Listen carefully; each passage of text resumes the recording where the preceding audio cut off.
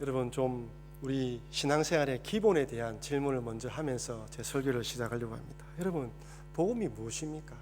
여러분에게 복음은 어떻게 다가오고 있습니까? 아니, 여러분에게 복음은 어떤 것입니까? 여러분, 어떤 교회가 좋은 교회입니까? 어떤 사람은 주유소 같은 교회가 좋은 교회다라고 말합니다. 주일날 교회 와서 영적 에너지를 공급받아 그 힘으로 한 주간을 살아갈 수 있도록 영적 충전을 해주는 교회가 좋은 교회라고 말씀하십니다. 또 어떤 분은 병원과 같은 교회가 좋은 교회라고 말씀하십니다. 세상살이하는 가운데 영적으로 육적으로 지치고 상한 마음을 치료해주고 어루만져주는 교회가 좋은 교회라고 말씀하십니다. 또 어떤 분은 말하기를 성도들의 모든 필요를 한꺼번에 채워주는 교회, 즉 쇼핑몰과 같은 교회가 좋은 교회라고 말씀하십니다.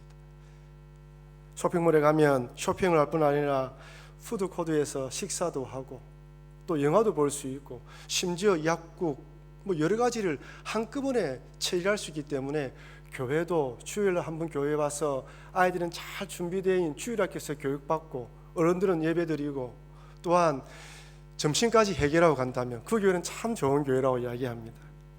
사실 많은 교회들이 이런 다양한 성도들의 필요에 따라 재정을 들여 시설을 투자합니다. 더 넓은 주차장, 편리한 교회 시설, 식당, 유치원과 비슷한 수준의 놀이방과 부대 시설 등등. 그래서 한국에는 7, 8월의 무더위에는 성도들이 집에를 안 가려고 한답니다. 왜? 집보다 교회가 시원하기 때문이에요. 그런데 이렇게 좋은 시설과 여건과 체계적인 성경 공부를 해 나가는데, 근데 이전보다 영적 성숙도나 또한 교회에 대한 헌신도가 미흡하다는 말을 종종 듣습니다. 여러분, 왜 그 이유가 무엇일까요?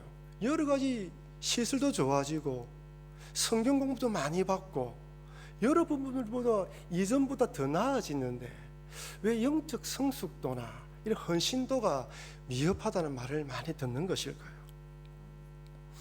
여러분, 우리나라 초창기 기독교가 들어왔을 때 복음의 메시지는 너무나 간단했습니다. 명료했습니다.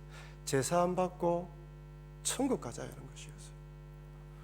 그런데 어느 순간에서부터인가 예수 믿어 제사함 받을 뿐 아니라 세상 복도 받아 누리자라고 변하기 시작한 것 같습니다.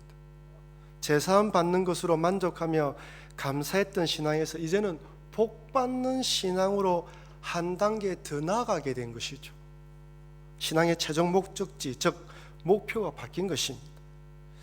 이렇게 예수 믿어 천국 가자는 메시지보다 예수 믿어 복 받아 누리자는 메시지가 더 힘을 얻기 시작하면서 예수님을 믿으면서도 세상 복을 받지 못하면 그 사람은 실패한 인생처럼 보이기 시작했다는 거예요. 아니, 예수 잘 믿는데 인생에 어려움이 찾아오고 고난이 찾아올 때 해결할 방법이 없어요. 분명히 예수님 믿으면 복 받는다 했는데 저 사람 무슨 잘못이 있을까? 혹시 우리가 모르는 자기만의 혼자 숨겨진 잘못을 행하고 있는 것은 아닐까? 예수 믿어 복 받아 누리자는 메시지 가운데에서 욥의 고난을 설명할 수가 없습니다. 제가 아는 장로님은 정말 교회에서도 노회에서도 본이 되는 분이셨습니다. 그분을 뵈면 절로 고개가 숙여지면서 존경함으로 인사를 나누었습니다. 그분에게는 일남 삼녀의 자녀가 있었는데 큰 딸과 막내 아들이 공부를 참 잘해서 그 부산에서 서울의 유명한 대학에 들어가게 되었습니다. 딸은 학교를 졸업하고 국가 요직에 있는 분과 결혼을 했고요. 아들은 그 당시 서울대학교 법대에 입학했고 재학 중에 사시를 합격했습니다. 그리고 변호사로 활동했습니다. 그런데 큰딸이 갓 40세가 되었을 때 유방암에 걸려서 얼마 살지 못하고 그 젊은 나이에 하나님의 부르심을 받았어요. 그 일이 있고 난 뒤 7, 8년 후에 40대 초반이 된 아들이 급성 폐암으로 암 진단받은 지 정확하게 석 달 만에 또 하나님의 부르심을 받았어요. 그분을 아는 분들은 어떻게 하나님께서 저분의 자녀들에게 이런 일을 일어났을까 고개를 갸우뚱거렸습니다. 그분들의 자녀들이 서울에서 어떻게 신앙생활했는지 저는 알지 못합니다.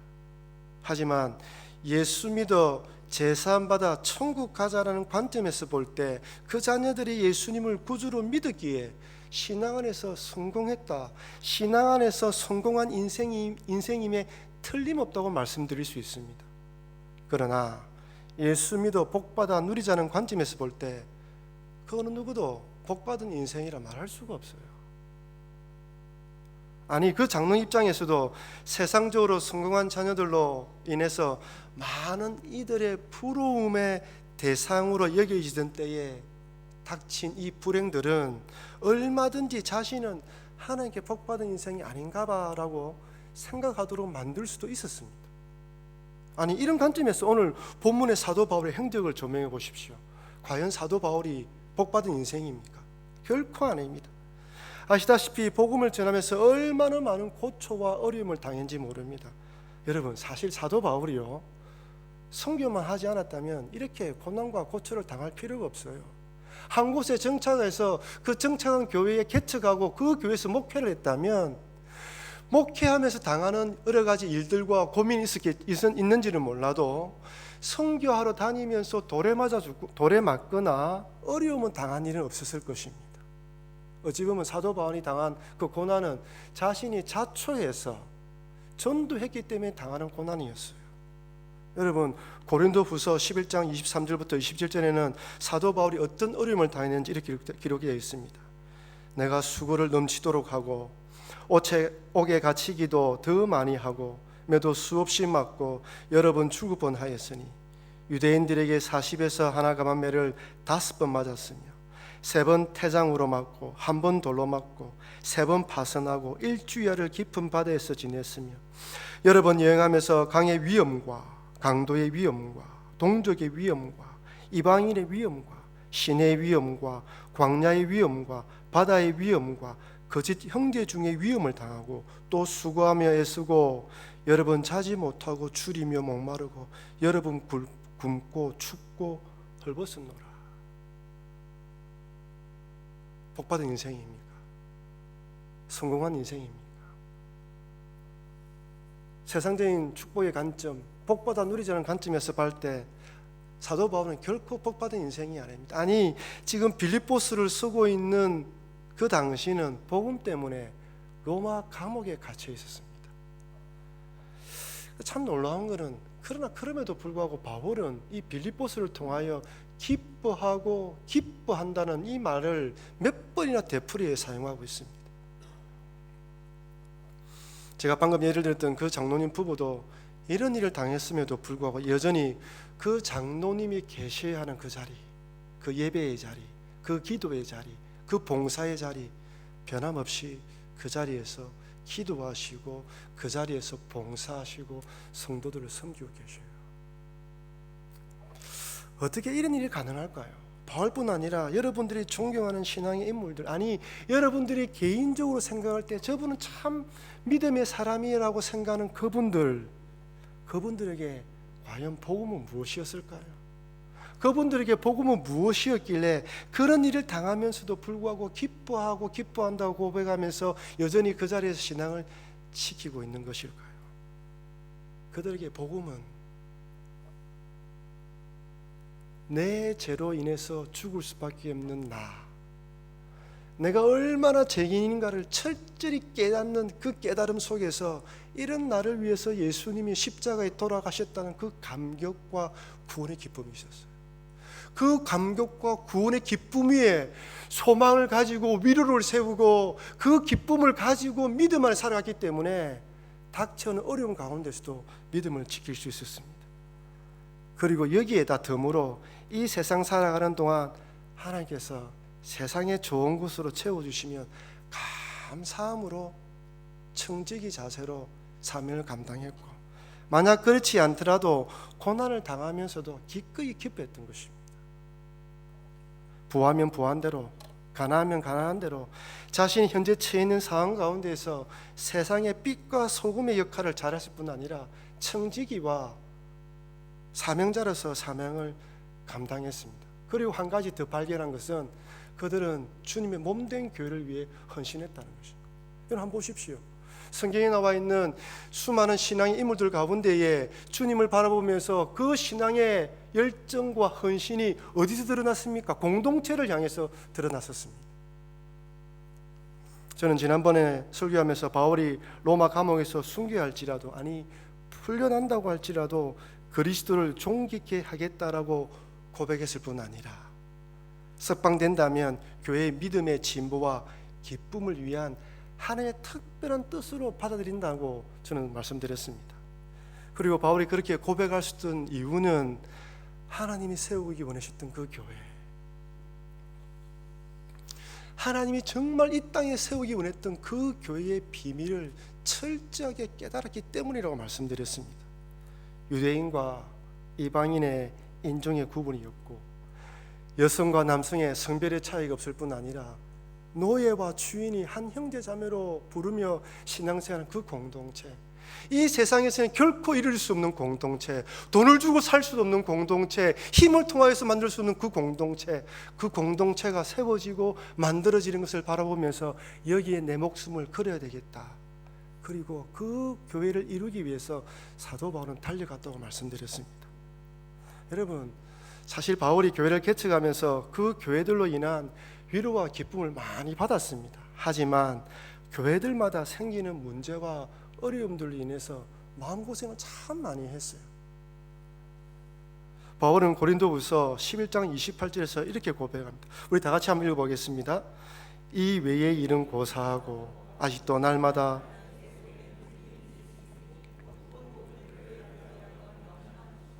곧 모든 교회를 위하여 염려하는 것이라. 여러분, 여기 염려라는 것은 세상적인 관점에서 어떻게 되지, 어떻게 하면 좋을까, 이런 염려가 아니에요. 그 주님 몸된 교회가 바로 세워져 가기를 원하고 수많은 이단 사상들과 잘못된 철학 가운데에서 흔들리지 않고 믿음으로 서가도록 하기 위한 간절함과 안타까움의 표현입니다. 날마다 내 속에 눌리는 일, 주님이 피 흘려 세운 교회가 건강하게 잘 세워지는 것, 대적자와 거짓 교사들로부터 잘못된 교리를 받아들이지 않고 전하여 준 복음 위에 바르게 서가도록 하는 일에 바울은 떠나 있으나 선교 여행을 떠나나 항상 세워진 교회들을 위해서 염려하며 기도했다는 것입니다. 저는 이 빌립보서에 사도 바울이 각 성도들에게 권한 이 권면의 내용을 교회론적인 차원에서 살펴보니까 얼마나 큰 은혜가 되는지 몰라요. 사도 바울이 단순히 이 서신서의 내용을 단순히 각 개인 성도의 신앙 성장에만 초점을 맞춘 게 아니에요. 신앙 성장에 초점을 맞췄지만 철저하게 교회 공동체를 바로 세우기 위해서 각 성도들이 어떻게 신앙생활을 해야 되는지 적고 있다는 것입니다. 교회에서 보면 개인적으로 열심히 신앙생활을 하시는데 다른 분들과 종종 충돌하시는 분들이 있습니다. 우리 한우리 교회는 없습니다. 다른 교회에 새벽기도 잘 빠지지 않고 열심히 신앙생활하고 열심히 합니다. 봉사도 잘 하십니다. 성경에 대한 지식도 많습니다. 그런데 성교회나 목장 모임에서는 그분과 아무도 함께 하려고 하지 않습니다. 자기 주장이 강할 뿐 아니라 자기가 섬기고 있는 사역이 최고라고 생각하고 이 일에 집중하지 않으면 화를 냅니다. 그러니 다른 분들이 그분과 함께 사역하려고 하는 게 힘든 거예요. 여러분 잊지 마십시오. 개인의 신앙 성장과 성령 충만함은 교회 공동체 전체의 유익과 덕이 될 때 아름다운 꽃을 피운다는 사실을 말입니다. 아무리 개인적으로 뜨거운 열정을 가지고 있고 열심히 기도한다 할지라도, 심지어 신앙적인 지식과 성경에 대해서 깊이 알고 있다 할지라도 그것이 가정과 목장과 교회 안에서 섬김과 희생, 교회 전체 공동체를 위한 헌신과 사랑으로 나타나지 않으면 열매 없는, 열매 맺지 못하는 나무와 같다는 거예요. 그래서 바울은 오늘 본문에서 그리스도의 복음에 합당하게 생활하라고 말씀하십니다. 27절 말씀입니다. 우리 다 같이 한번 읽어보겠습니다. 오직 너희는 그리스도의 복음에 합당하게 생활하라. 이는 내가 너희에게 가보나 떠나 있으나 너희가 한 마음으로 서서 복음의 신앙을 위하여 협력하는 것과 여기에 합당하게라는 이 헬라어의 말이 악시우스인데 무겁게 하다, 값을 매기다, 어울리다는 뜻입니다. 그리고 생활하라라는 이 헬라의 뜻은 시민이 되다, 시민으로서 의무를 이행하다라는 뜻이에요. 그러니 그리스도의 복음에 합당하게 생활하는 말을 원어의 뜻에 충실하게 번역을 해보면 그리스도의 복음에 어울리게 하늘나라의 시민으로서 의무를 이행하라는 것입니다. 하늘나라의 시민권을 가진 사람으로서 어울리는 삶을 살아라는 거예요. 우리는 현재 뉴질랜드에 머물 수 있는 합당한 비자를 받아서 살고 있습니다. 물론 시민권을 신청하신 분, 이 땅에 태어나면서 이 나라 시민 되신 분들도 있습니다. 가지고 있는 비자의 종류에 따라서 우리들은 정부로부터, 이 뉴질랜드 정부로부터 보호를 받을 뿐 아니라 혜택과 특권을 누립니다. 그러나 또한 반드시 그에 상한 의무와 책임을 이행해야 됩니다. 정확한 세금과 나라가 정한 법규와 규범을 준수해야 되는 것이죠. 이처럼 우리들은 예수 그리스도를 구주로 고백하면서 하나님의 자녀가 되어 하나님의 백성으로서 하나님을 아버지라 부를 수 있는 특권이 생겼습니다. 여러분, 하나님을 아버지라 부를 수 있는 이 특권 가운데 가장 중요한 특권이 기도하는 특권 아닙니까? 여러분, 하나님이 나의 아버지이기 때문에 내가 어디에 있든지 무엇을 하든지 어떤 상황에 있든지 무엇이든지 마음 놓고 하나님께 기도할 수 있어요. 여러분, 하나님을 아버지라 부르지 못하는 사람들을 하나님을 겁냅니다. 두려워합니다. 무서워합니다. 복음을 전하다 보면 많은 사람들이 하나님 앞에 서기가 두려워서 예수님 믿지 못하는 사람도 많이 있어요. 물론 기도 응답의 때는 하나님께 달려있고 때로는 내가 원하는 그 방법대로 응답해 주지 않지만, 그러나 하나님이 내 기도에 듣고 계신다는 것은 우리의 특권 중에 하나입니다. 저희 집 이야기를 해서 죄송하지만 저는 가끔 저희 집 아이들이 오늘은 맛있는 거 먹자면서 외식하자고 할 때나, 그리고 너무나 당연한 듯이 제 아내에게 엄마 오늘 저녁 반찬이 뭐지? 하고 물을 때 어디서 저런 뻔뻔한 거 배짱이 나왔을까? 안 그렇습니까 여러분? 자식이 무슨 벼슬도 아니고 너무나 당연한 듯이 전혀 미안한 마음도 없이 자기 입맛에 맞는 것이 없으면 먹기 싫다는 거예요. 이것저것 먹고 싶다, 이것저것 사달라고 요구합니다. 돈 한 푼도 보태지 않으면서. 가만히 생각해보면 저도 제 부모님께 그런 것 같아요. 엄마 이거 사달라 저거 사달라. 여러분 왜 그렇습니까? 내 아버지고 내 어머니이기 때문에 가능합니다. 홈스테이 하는 친구들 한번 보십시오. 친구 집에 가서 한번 이야기 한번 들어보십시오. 어디 친구 집에 가서 그 친구 어머니에게 엄마 이거 해주세요 말한 사람이 있습니까? 홈스테이 사는 아이들이 아무리 돈을 주고 있지만은 부모님한테 바라는 만큼 받지 못하지 않습니까? 부모님이기 때문에, 나의 아버지이기 때문에 요구하는 거예요. 똑같습니다. 우리를 또 하나님이 나의 아버지이기 때문에 우리의 필요에 따라 때로는 뻔뻔스럽게 요구합니다. 하나님 이거 주세요 저거 해주세요. 죄를 지으면 해도 창피하지만 용서해달라고 기도할 수 있습니다. 제가 우리 주니어 아이들이나 시니어 아이들을 설교할 때 너희들 죄를 짓더라도 하나님 앞에 나아가야 되는데 얼굴에 철판을 깔고 뻔뻔스럽게 기도해라고 요구합니다. 왜? 하나님은 우리가 그런 걸 알기 때문에 용서해 주기 때문에 부끄러워하지 말고 미안하면 미안한 대로 정직하게 하나님께 나와서 기도하라고 요구합니다. 왜 그렇습니까? 하나님이 나의 아버지이기 때문이에요. 이것이 우리의 특권이고 우리에게 주어진 하나님 주신 혜택입니다.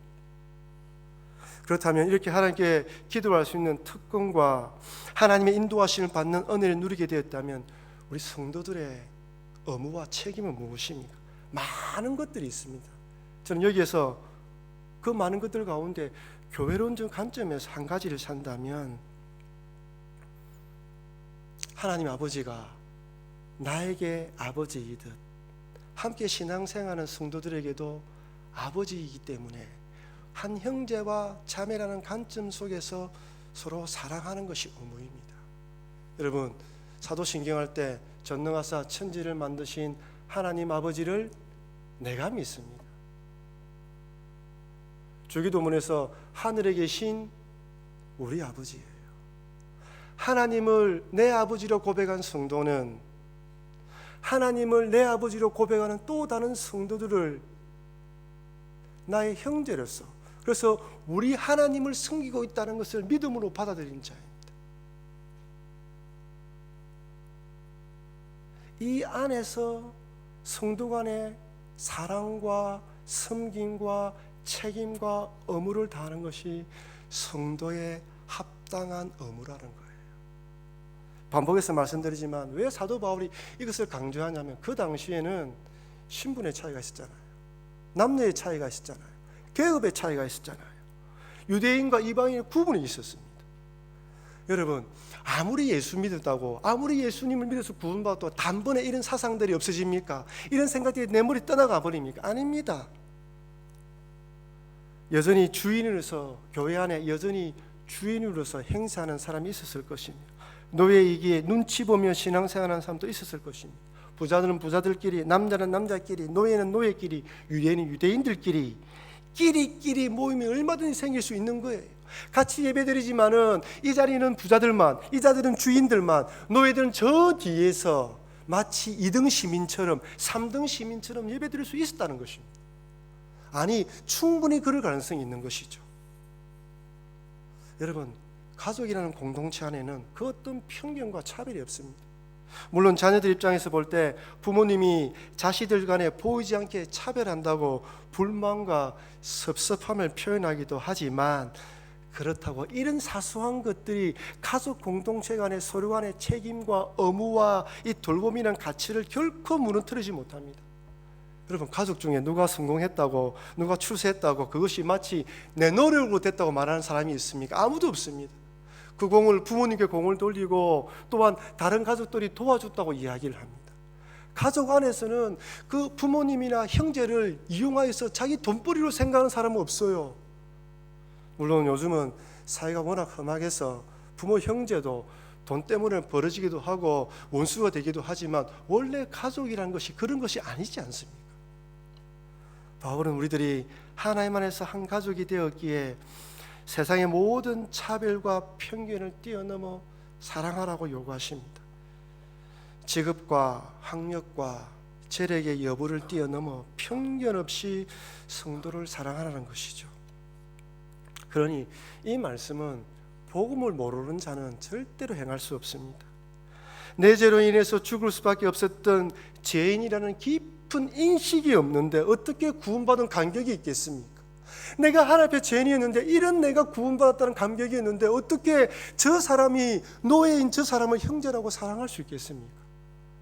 신앙의 기본, 참된 복음을 아는 자에게 요구하는, 참된 복음이 무엇인지를 깨달은 자, 예수 그리스도의 구원의 그 십자가의 뜻을 깨달은 자들에게 요구하고 있는 그 말씀이라는 것입니다. 세상적으로 높은 지위에 있는 사람은 가난하며 세상적으로 보잘것없는 그런 사람들을 결코 한 가족이라고 생각할 수 없습니다. 미국의 한인교회에서 목회하신 어느 목사님께서 서울 강남에서 유학 온 학생들만 따로 모이는 교회가 있다는 이야기를 듣고 붕괴했다고 합니다. 그래서 그 이야기를 들은 어느 목사님이, 미국 이야기입니다. 미국 이야기. 어느 목사님이 하시는 말씀이, 자신이 거주하고 있는 지역에서는 강남이 아니라 강남의 한 지역, 제가 서울에 안 살아 동은 잘 모르겠지만 한 지역에서 온 유학생들이 모이는 교회가 따로 있다는 거예요. 무슨 이야기를 하는 겁니까? 물론 특별한 사정이 있어서 특정한 분류의 사람들만 모여서 교회를 이룰 수 있습니다. 또한 하나님께서 원하시는 이상적인 교회를 이 땅에서 완벽하게 실현드릴 수 없다는 것도 압니다. 그러나 그렇다고 우리들이 하나님께서 세우기 원하시는 교회 이상마저 포기한다면 세상의 끼리끼리 모임과 교회가 무슨 차이가 있겠습니까? 그러니 주님께서 원하시는 교회를 위해서 세상의 그 편견과 차별을 뛰어넘어 서로 사랑하며 섬겨나가시는 여러분과 제가 되길 주의 이름으로 축원합니다. 여러분, 2015년 올해가 얼마 남지 않았습니다.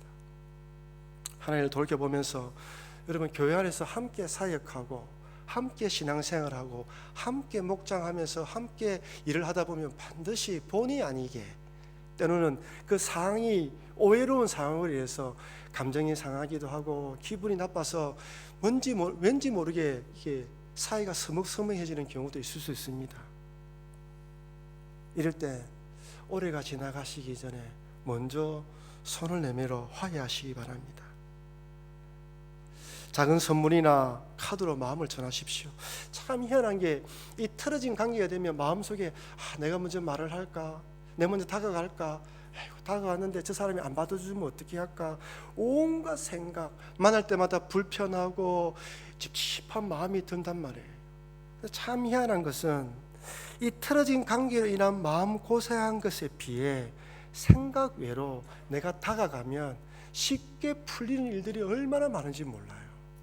그럼 여러분, 올해 가기 전에 내년에 새로 맞이하면서 혹이나 신앙생활하면서 같이 신앙생활하면서 조금 본의 아니게 섭섭해진 관계가 있다면 먼저 손을 내미십시오. 생각 외로 성령께서 함께 하셔서 큰 은혜가 임할 겁니다.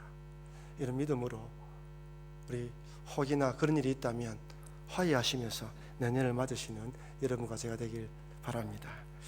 두 번째로, 이 세상의 조건과 편견을 뛰어넘어 이 사랑할 수 있는 것이 쉽지가 않다는 거예요. 여러분, 말처럼 이 편견과 조건을 뛰어넘는 것이 참 말처럼 쉽다면 이처럼 어렵지 않을 것입니다.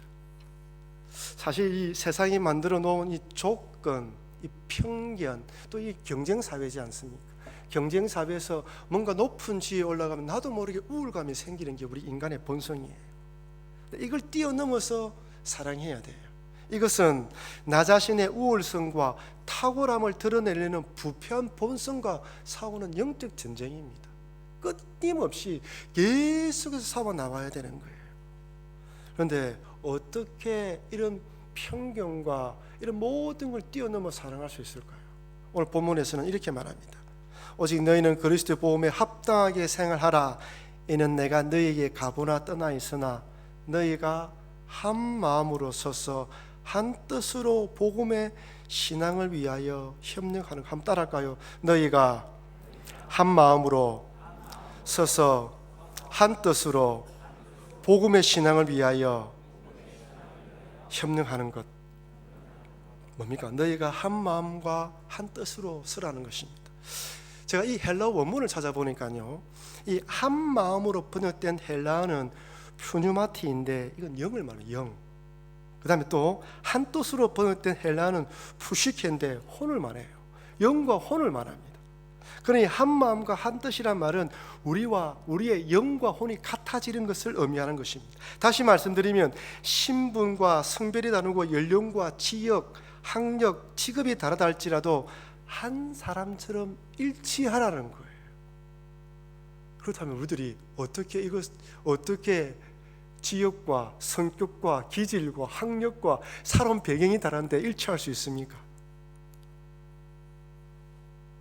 그것은 바로 성령의 인도하심을 받을 때 모든 신분과 자격과 지역과 학력과 부를 뛰어넘어서 사랑할 수 있도록 동일한 마음을 주셔요. 겸손한 마음을 주십니다. 성령 안에서 기도하면서 성령이 주시는 마음이 있으면 형제를 바라보고 사람을 바라볼 때 세상적인 기준으로 바라보지 않고 믿음 안에서 바라볼 수 있는 눈을 주시면서 겸손함으로 대할 수 있는 눈을 주신다는 거예요. 흔히 성도들이 성령 충만함을 개인의 신앙 성장을 위해서 구하는데, 하나님께서 우리에게 성령 충만함을 주신 것은 개인이 성령 충만하여 교회 공동체를 섬기도록 위해서 주신 선물입니다. 즉 우리의 영혼이 일치하여 한 마음과 한 뜻이 되어 협력하도록 하기 위해서 성령님을 주신 거예요. 그래서 성령 충만함이 있는 곳에는 언제든지 한 마음과 한 뜻, 일치가 이루어집니다. 여기서 협력하다는 말의 헬라어 뜻이 함께 투쟁하다, 함께 경기하다는 의미인데, 이거는 군대나 단체 경기에 사용되는 용어라는 거예요. 쉽게 말하면 팀워크를 말합니다.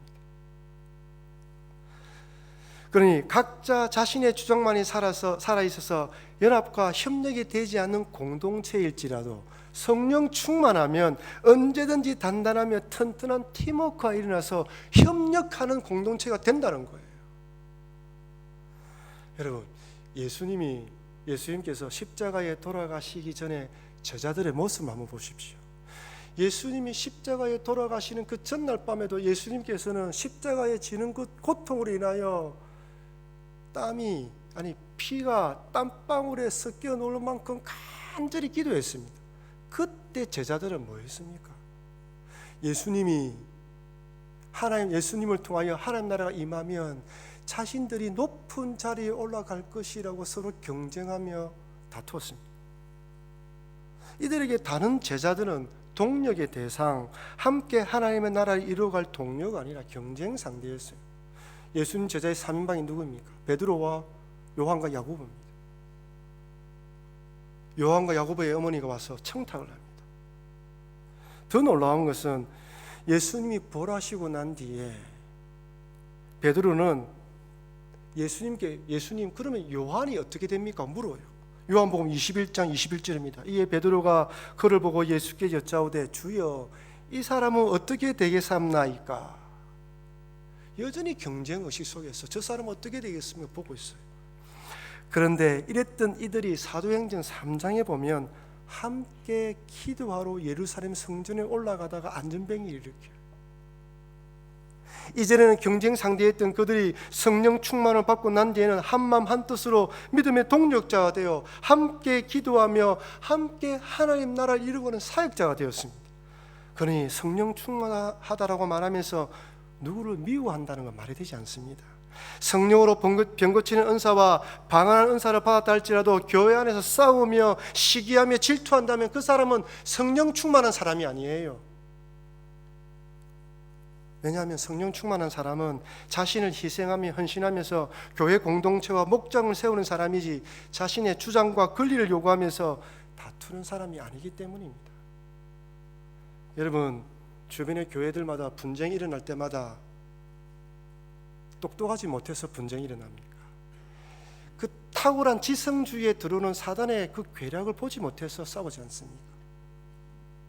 성령 충만함이 있는 곳에서는 한 마음과 한 뜻이 있지 편견과 차별이 없고 다툼과 싸움이 없어요. 성령 충만함을 구해야 됩니다. 요즘 성령 충만함을 너무 은사주의, 신비주의로 빠지기 때문에 문제지만 성령 충만함을 통하여서 주님의 몸된 교회를 세우도록 강구하는 자에게 성령께서 충만함을 채워주게 되어 있습니다. 간절함을 삼아야 돼요. 불쌍해달라는 마음으로 기도하고 주님이 아니면 안 된다는 마음으로 사역해야 됩니다. 부서도 마찬가지고 목장도 마찬가지입니다. 사랑하는 성도 여러분, 여러분들의 복음은 무엇입니까? 왜 교회를 다니십니까? 여러분들 예수님이 어떤 분이십니까? 하나님 아들 예수님께서 나를 위하여 십자가에 돌아가셨다는 그 복된 소식으로 만족하십니까? 여러분, 이것이 바로 신령한 복인 줄 믿으시길 바랍니다. 하나님 아들 예수님께서 이 땅에 오신 목적이 우리를 구원하여 저 하늘나라를 바라보며 이 땅에서 청지기와 사명자의 사명을 감당하도록 부르신 것입니다. 그러니 살아가다가 주님께서 은혜로 여러분의 삶을 윤택하게 하시고 여러분 자녀들이 세상적으로 성공한 자리에 올랐다면 더 겸손한 마음으로 주를 바라보시면서 믿음에 떨어지지 않도록 바라보며 기도하시길 바랍니다. 혹이 살아가시면서 이런저런 세상적인 어려움이 찾아와서 낙담되며 절망되는 그 삶의 현장에 있을지라도 내가 구원받은 것이 신령한 복임을 깨닫고 천국 소망을 바라보시면서 기도하면서 이겨나가시는 여러분과 제가 되길 바랍니다. 그리고 아울러 이 복된 소식 위에 여러분의 믿음을 세우십시오. 복음에 합당한 삶은 하늘의 시민권을 가지고 사는 삶을 잊지 마시고 주어진 기도의 특권, 어떠한 상황 어떠한 가운데서 기도하시면서 하나님과 교제할 뿐 아니라 또한 하나님이 나의 아버지이듯 함께 신앙하는 성도들의 아버지라는 것을 기억하시면서 서로 사랑하면서 섬기면서 나아가시길 바랍니다. 마지막으로 성령 충만함을 구하십시오. 한마음 한뜻이 되어 교회를 섬기고 믿음의 신앙생활을 하기 위해서 성령 충만함을 강구하셔서 내가 성령 충만하여 분란이 일어나는 곳, 마음이 맞지 않는 곳에 내가 썩어서 그 안에서 한 모임, 한 마음, 한 일치가 되어 복음왕의 팀워크가 일어나서 아름답게 세워져 가는데 앞장서시는 여러분과 제가 되길 주의 이름으로 축원합니다. 기도하시겠습니다. 하나님,